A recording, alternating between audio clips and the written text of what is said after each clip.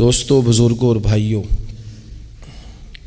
ہم مسلمان ہیں۔ اللہ تبارک و تعالیٰ نے جو دین برحق ہمیں عطا فرمایا ہے، وہ دین ہماری تمام ضروریات کو پورا کرتا ہے۔ ہمیں یہ حکم دیا گیا ہے کہ ہم اللہ سے جب بھی مانگیں دنیا اور آخرت کی بھلائی مانگیں۔ ہمارے ہاں چونکہ ایک بڑا طبقہ ایسا ہوتا ہے الا ماشاء اللہ جس کو دنیاوی ضروریات پوری طرح گھیر لیتی ہیں اور دنیا داری کے مسائل ذہن پر دل پر پوری طرح حاوی ہو جاتے ہیں۔ ہر وقت تصور یہی رہتا ہے کہ کسی طریقے سے میری دنیا داری مضبوط ہو جائے، میری دنیا داری مکمل ہو جائے، میرے روزمرہ کے کام پختہ ہو جائیں۔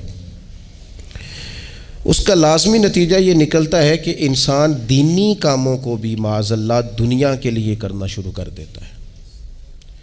کعبۃ اللہ میں جا کر بھی، بیت اللہ شریف کا طواف کر کے بھی، حجر اسود کے بوسے کے بعد بھی، مقام ابراہیم پر نفل پڑھنے کے بعد بھی، حتیٰ کہ نبی اکرم صلی اللہ علیہ وسلم کی بارگاہ عالی مرتبت کی حاضری کے دوران بھی الا ماشاء اللہ لوگ دنیا ہی مانگتے رہتے ہیں۔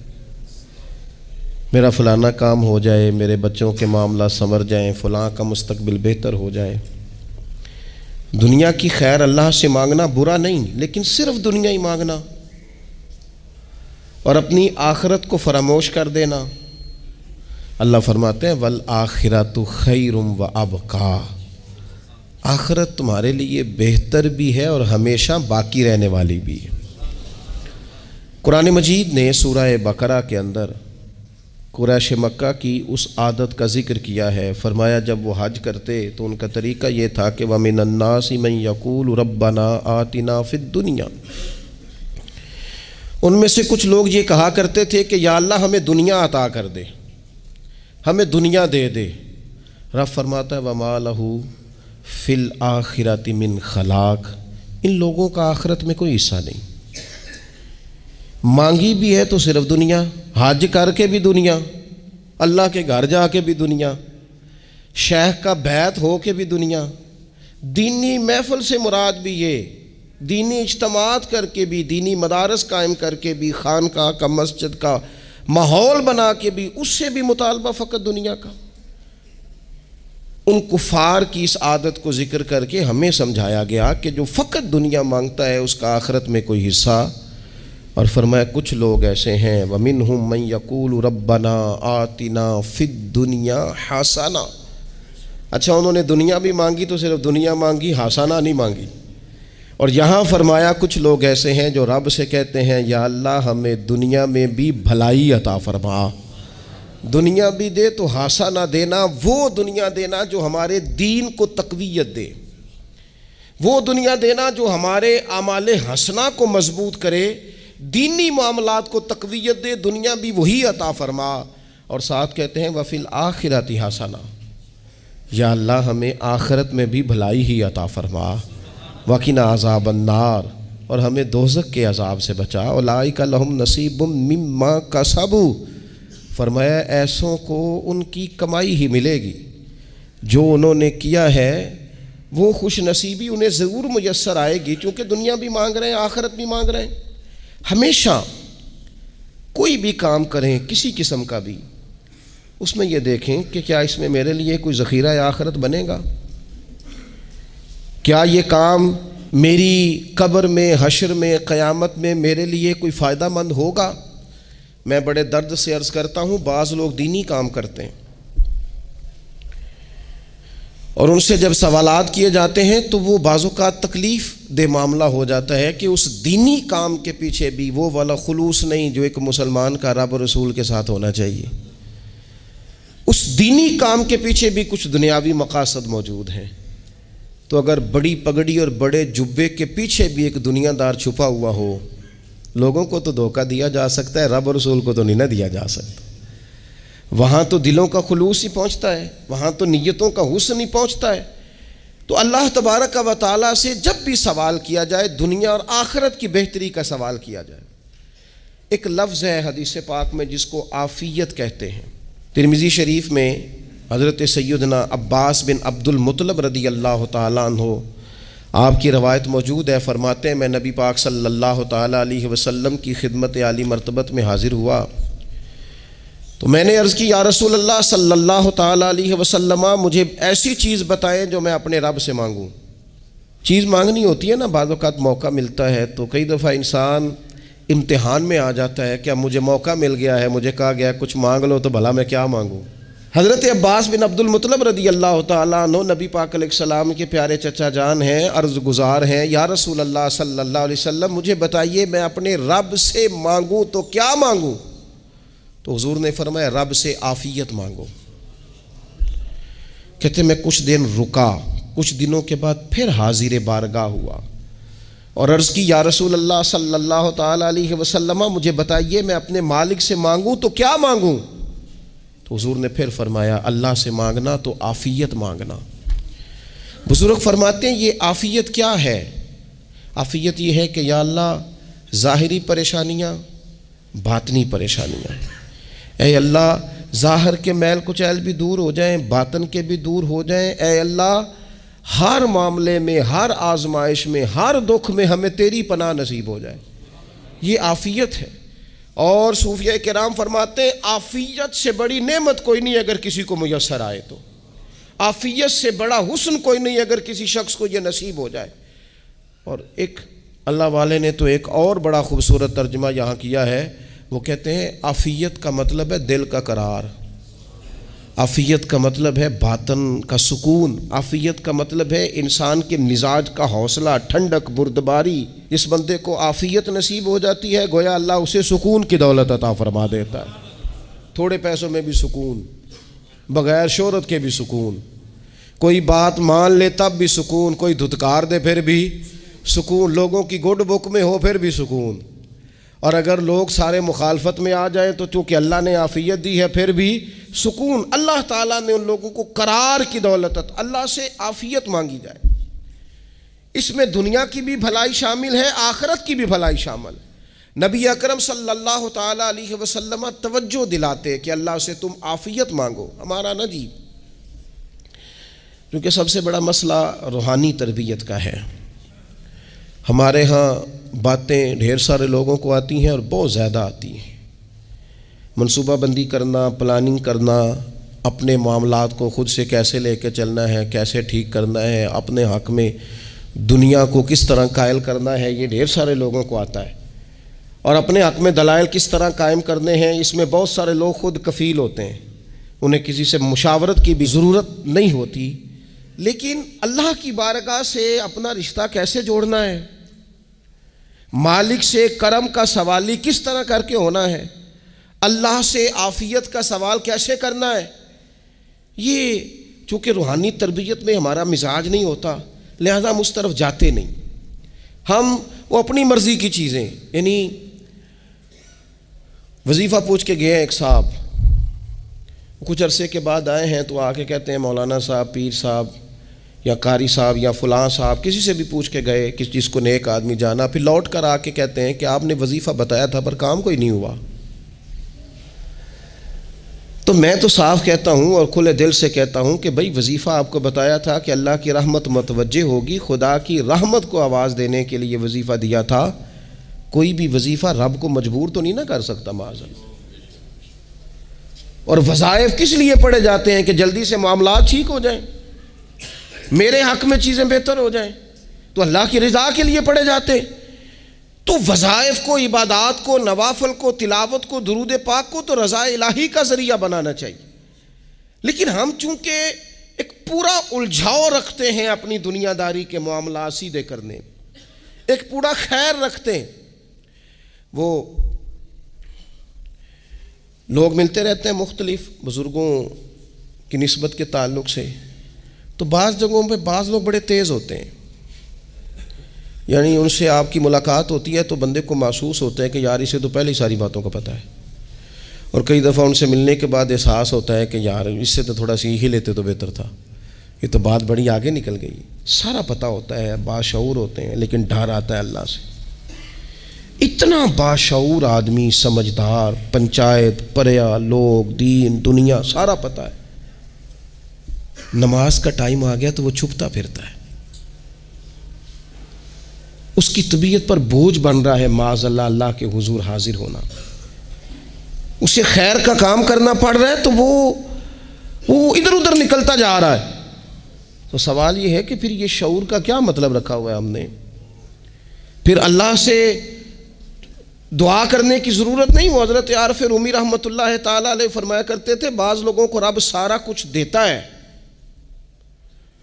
سجدے کی توفیق نہیں دیتا۔ اس کا مطلب یہ ہے کہ وہ کہتا ہے یہ سارا کچھ لے اور نکل جا، میرے گھر نہ آنا، رکھ سارا کچھ پاس۔ رب سے عافیت مانگی جائے، اس سے اس کا فضل مانگا جائے، اس سے اس کا کرم مانگا جائے۔ اللہ کے پیارے رسول صلی اللہ تعالی علیہ وآلہ وسلم اس عافیت مانگنے پر زور دیتے، توجہ دیتے۔ میں آپ کو صحیح بتاتا ہوں، رب نے اگر کسی بندے کو عافیت میں رکھا ہو نا تو حالات کیسے بھی برے چل رہے ہوں اس کا بگاڑ کچھ نہیں سکتے۔ اور اللہ تعالیٰ معاف کرے، 100 دفعہ خاکم بدہن اگر کسی وقت اس کے کرم کی نگاہ پھر جائے تو پھر سارے اسباب سمیت بھی انسان اپنے پیروں پہ کھڑا نہیں رہ سکتا۔ اس سے جب تک طلب کرم نہیں ہوتا، طلب عافیت نہیں ہوتی، اس کی بارگاہ سے جب تک بندہ مومن پورا رجوع نہیں کرتا، یہ عافیت اتنی اعلیٰ چیز ہے کہ نبی پاک علیہ السلام نے فرمایا اذان اور اقامت کے درمیان جو وقت ہوتا ہے اس میں دعائیں رد نہیں ہوتی۔ دعا مانگا کرو گے تمہاری اللہ اپنے فضل سے قبول کر لے گا۔ عرض کی یا رسول اللہ کیا مانگے؟ تو فرمایا عافیت مانگو رب سے۔ حضرت انس بن مالک حدیث کے راوی ہیں رضی اللہ تعالیٰ عنہ، یہاں بھی فرمایا یہ عین قبولیت کا ٹائم ہے، اب اللہ سے عافیت مانگ لو، اس کی پناہ۔ ہم دعاؤں میں بھی محدود ہو جاتے ہیں۔ رب دا طالب کوئی نہ ملیا، جو ملیا طالب زردہ ہو، دعاؤں میں بھی حد بندی۔ بعض اوقات بچے بھی تربیت کرتے ہیں نا، ایک مولانا ہے، ان کا خیال ہے کہ انہوں نے مجھ سے کچھ پڑھا ہے تو کبھی کبھی استاد جی کہہ دیتے ہیں، بہت پرانی بات ہے، انہوں نے مجھے فون کیا کہ اگر آپ کبھی تشریف لائیں، تو میں نے کہا پتر دعا مانگ اللہ کو چھوٹی جی گڈی دے وے۔ تو اس بچے نے میری بڑی تربیت کی، کہنے لگا استاد جی اللہ کو لو منگنی ہے تو وڈی ساری منگو، آپ نے محدود کیوں کیا کہ بھئی یہ چھوٹی سی اللہ گاڑی کیوں اللہ چھوٹی دے، رب دے تو بڑی دے اور رحمت سے دے، اللہ سے مانگنی ہے نا جی۔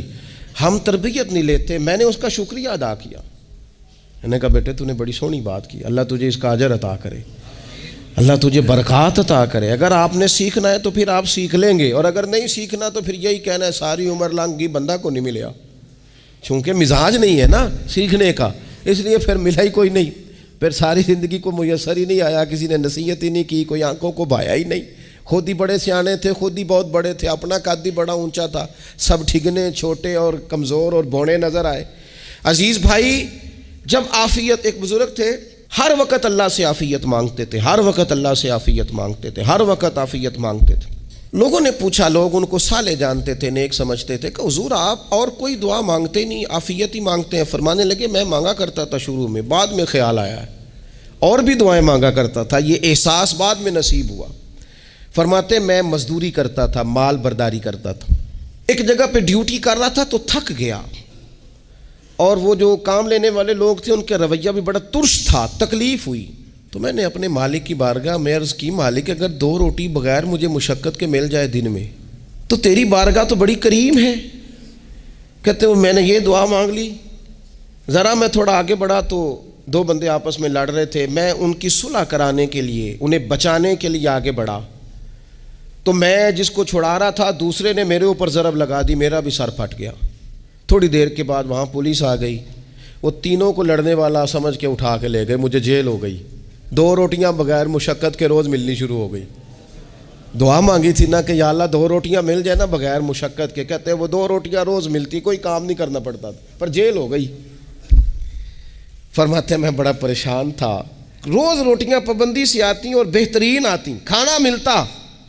پھر کچھ عرصے کے بعد میں نے سوچا کہ یار یہ دعا تو قبول ہو گئی نا تیری، اب تو اگر اس پر کوئی الگ بات کرے گا تو وہ تو غلط کرے گا۔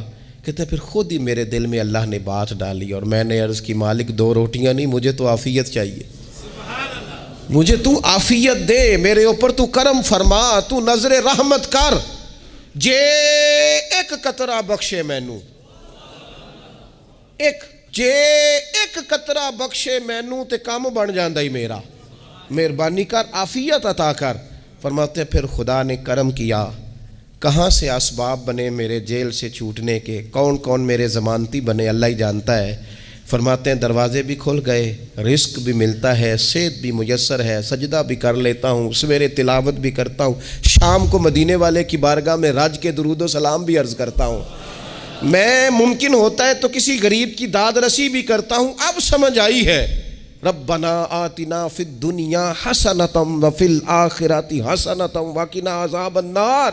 اب سمجھ آئی ہے رب سے جب بھی مانگنا ہے عافیت ہی مانگنی ہے، اس سے کرم مانگ۔ ہم نے محدود دعائیں رکھی ہوئی ہیں، محدود، وہ جی فلانا کام میرا ہو جائے تو بھئی وہ ایک ہو گیا، اس کے بعد پھر نئی ٹینشن بن جائے گی، نہیں میں جی بچوں کی شادی کر لوں جی پھر میں فارغ ہوں۔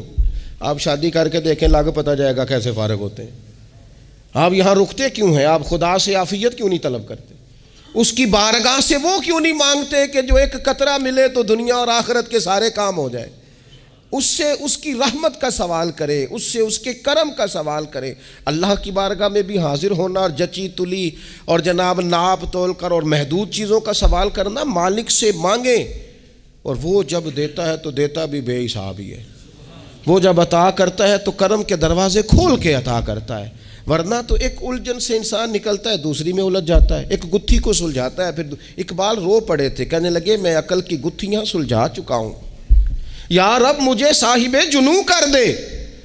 اللہ یہ بڑا میں نے ہیر پھیر دیکھ لیا، مجھے دیوانہ بنا، اب مجھے جنون ہو، اب میں کسی کے لیے رویا کروں، اب میں کسی کی یاد میں تڑپا کروں، اب میں رات کسی کے لیے میری آنکھیں بیدار رہیں۔ یہ بڑی ہو گئی دنیا داری، عقل کی گتھی حالانکہ نہیں سلجھتی، پر اقبال کہتے ہیں عقل کی گتھیاں سلجھا چکا ہوں، یا رب مجھے صاحب جنوں کر دے۔ اور پھر کہنے لگے بجھی عشق کی آگ اندھیر ہے، اب یہ مسلمان نہیں یہ خاک کا ڈھیر ہے، تو مٹی بن کے رہ گیا۔ کیا کہاں اپنی ساری توجہات کا قبلہ کس چیز کو میرے عزیزو؟ اللہ سے عافیت۔ نبی پاک علیہ الصلوۃ والسلام نے ایک شخص سے پوچھا کیا دعا مانگ رہے ہو؟ تو اس نے کہا یا رسول اللہ میں اللہ کی بارگاہ میں صبر کا سوال کر رہا ہوں۔ تو حضور فرمانے لگے صبر تو مصیبت پر ہوتا ہے۔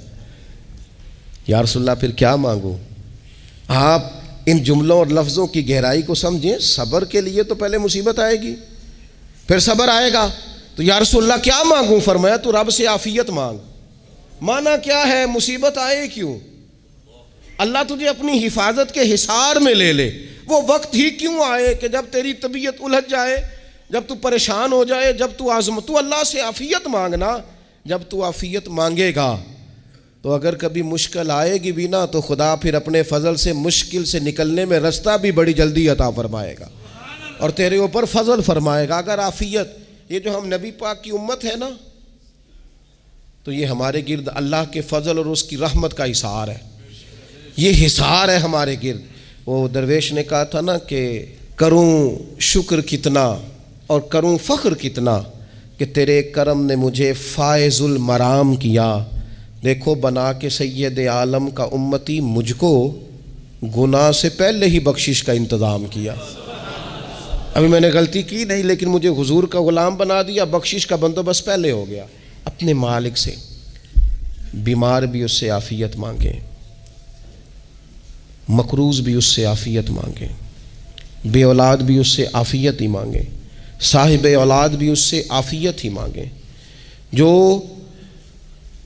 دولت کے حصول کے رزق حلال کے خواہش مند ہیں وہ بھی اس سے عافیت مانگیں، اور جن کی جھولی اس نے بھر دی ہے وہ بھی اپنے رب سے عافیت ہی مانگیں۔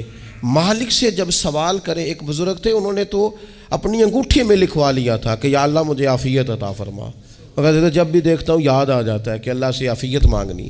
اپنے مالک کی بارگاہ کے اندر دیکھو،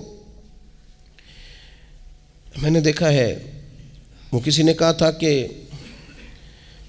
تیری خواہش ہے کہ وہ تیری آرزو کرے پوری، اور میری خواہش ہے کہ تیری آرزو بدل جائے۔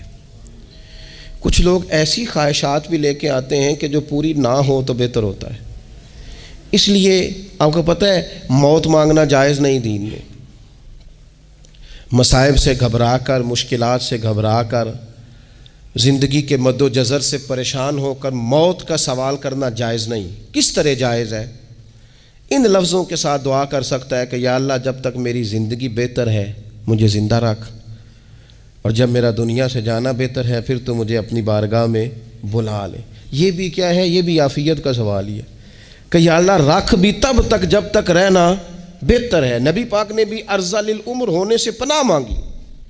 ہمارا یہ مزاج بن گیا ہے کہ ہم اپنے حق میں ایسی چیزوں کا سوال کر رہے ہوتے ہیں جو کئی دفعہ ہمیں مل جائیں تو ہمارا نقصان کریں.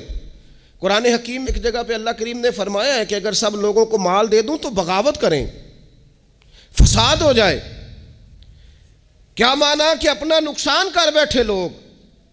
ہم اپنے مالک کی بارگاہ میں بعض ایسی چیزوں کے سوالی ہیں کہ جو ہمارے لیے ٹھیک نہیں ہے، ہمیں اس کے کرم پر چھوڑنا ہے، اس سے عافیت مانگنی. اور بعض لوگ، کیونکہ میں کہہ چکا ہوں شروع میں کہ ہماری دینی روحانی تربیت نہیں ہوتی اور ہم کہیں سے باقاعدہ اسباق لینے کے قائل ہی نہیں ہوتے، پوری تربیت کا ہمارا مزاج نہیں ہوتا، اپنی عقل اور اپنا شعور اور اپنے حساب سے ہم زندگی کو بتانا چاہتے ہیں.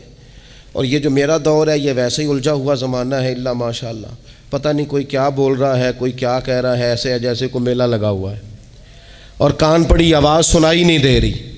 جس کی دکان پر کوئی گاہک نہیں وہ بھی کہہ رہا ہے لائنیں بنا لو.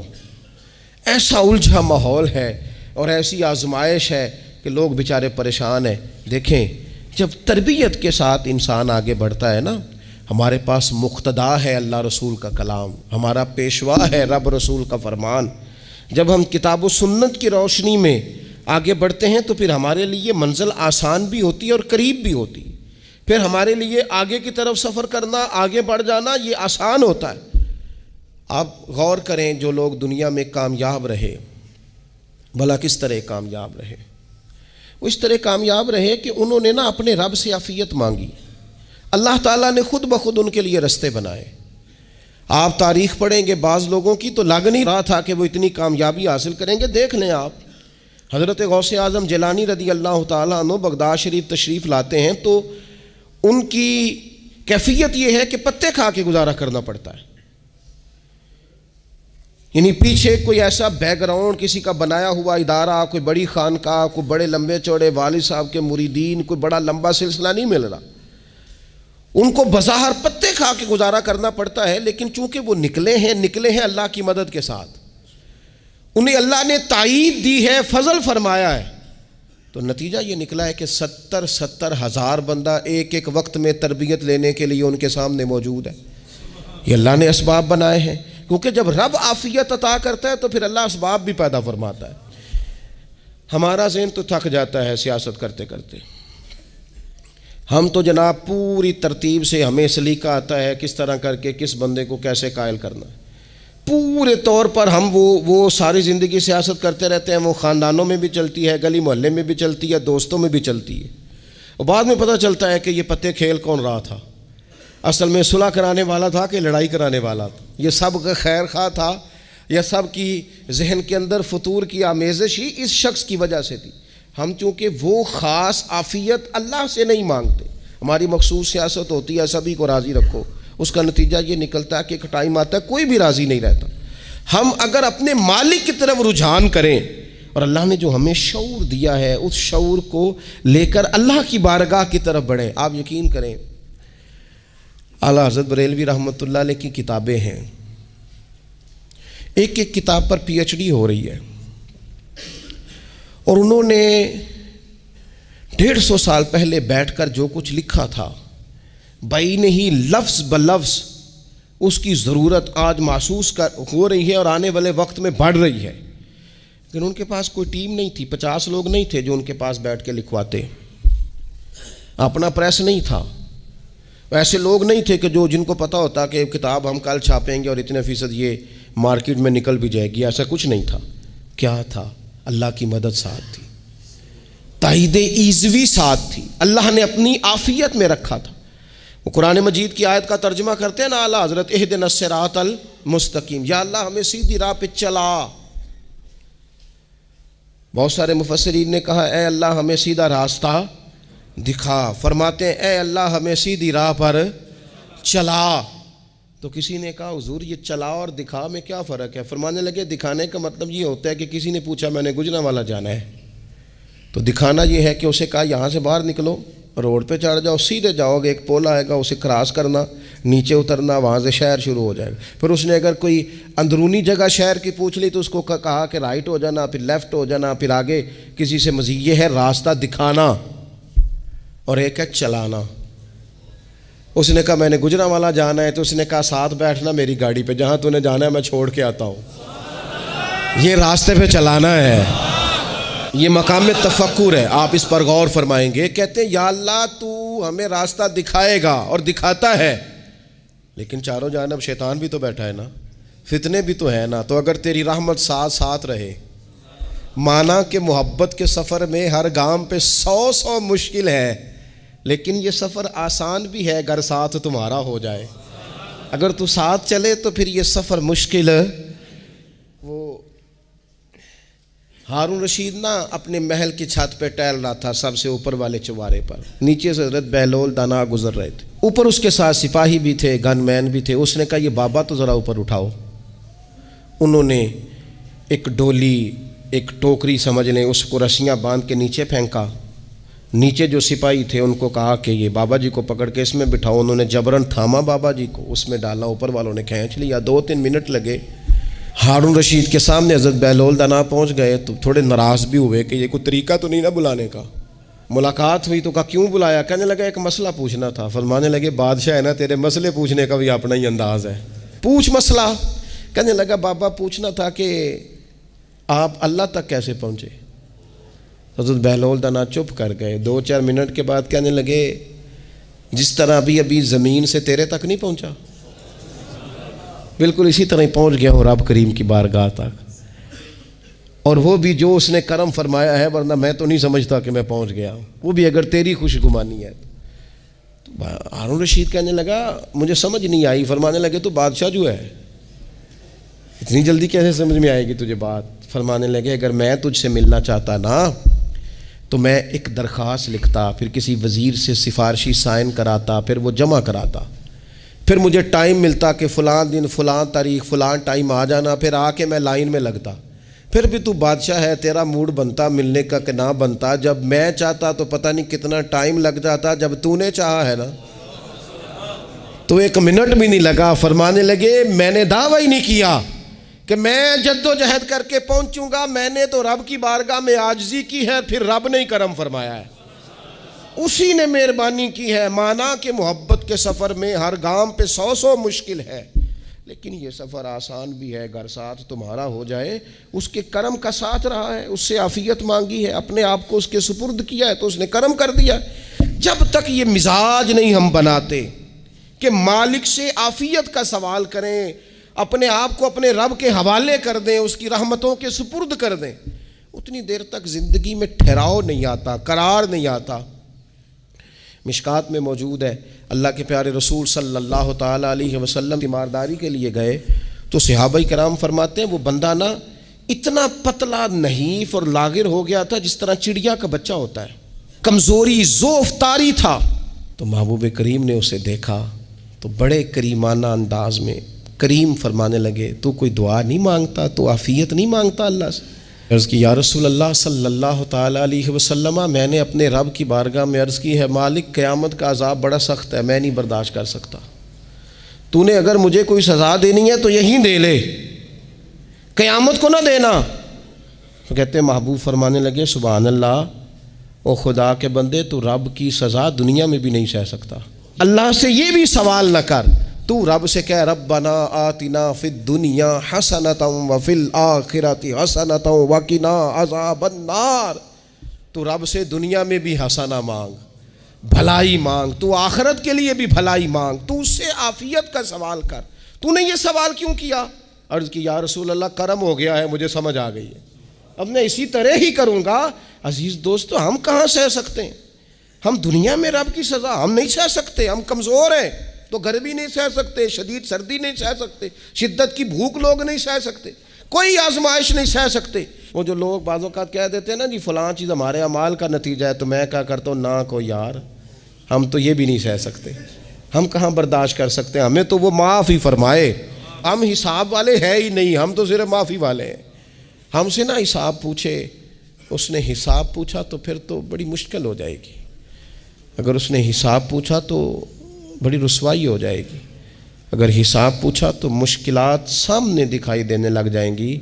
ہم سے تو وہ درگزر والا معاملہ کرے، ہم سے تو وہ کہے جا میں نے محبوب کے صدقے تجھے معاف کیا، جا تیرے لیے رحمت اور بخشش والا فیصلہ کیا۔ وہ کوئی سبب، اس کی رحمت کسی سبب کو دیکھ لے اور درگزر کر لے۔ تو آج کی پوری گفتگو میں آج آپ کو بڑی ذمہ داری سے یہ گزارش کر رہا ہوں، اللہ سے عافیت مانگے، ہر وقت عافیت مانگے۔ میری سالوں سے روٹین ہے، میں دعا مانگتا ہوں، اللہم انا نسألک العفو والعافیت فی الدین والدنیا والآخرہ۔ اور یہ خاموش تبلیغ ہوتی رہی، میں مانگتا رہا، کئی بچوں کو ویسے یاد ہو گئی، اس کو یاد کر لیں، اللہ سے عافیت مانگیں، دین میں، دنیا میں، آخرت میں، اس کو اپنا مزاج بنائیں۔ اللہ تبارک و تعالی ہم سب کو عافیت نصیب فرمائے۔ آخر دعوانا الحمدللہ۔